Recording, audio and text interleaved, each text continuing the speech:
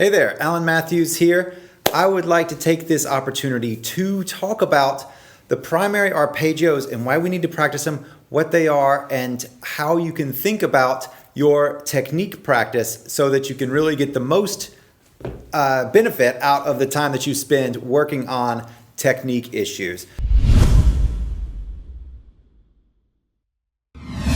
So to begin with, let's just talk about what arpeggios are. Arpeggios are just finger picking patterns, right? It's how we use our hand. Well, if we look back to the fundamentals of movement, which I'll link to that video below, then we're talking about bringing our hand, closing our hand with each time we play. We're closing our hand instead of hooking and bicycling like this.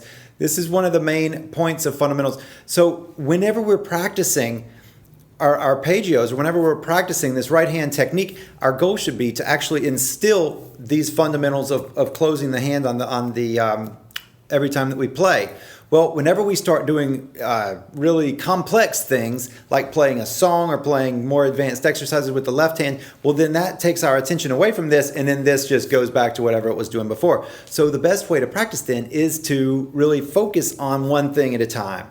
And so the 6 primary arpeggio patterns are just, I didn't come up with these. They were taught to me by somebody and they were taught to him. And so it's been coming down through the ages here.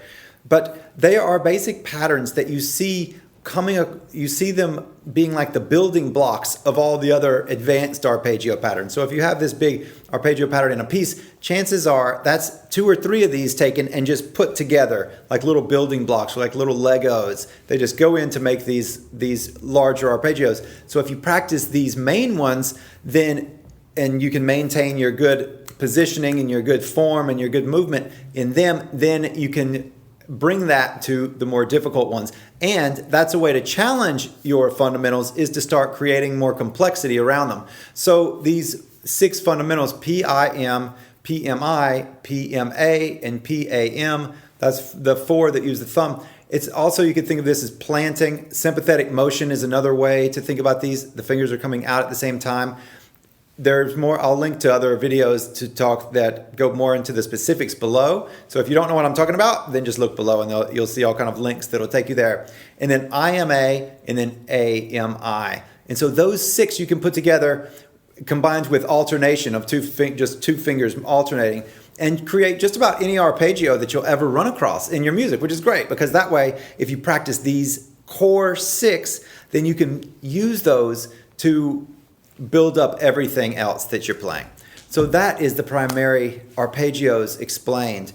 Whenever you're practicing, if you can think about getting these first and then add other things onto it, like a left hand progression, and make it more musical, make it more interesting, because if you're practicing these for a long time or for weeks on end, then you want something to keep it beautiful, and that's where left hand arpeggio or left hand chord patterns come in. It's where getting more advanced things with the right hand, but they should all go and serve to challenge what these fundamentals of movement are based on the primary arpeggio patterns. So that is them. Please leave a message, please subscribe, or leave a comment and subscribe to this channel.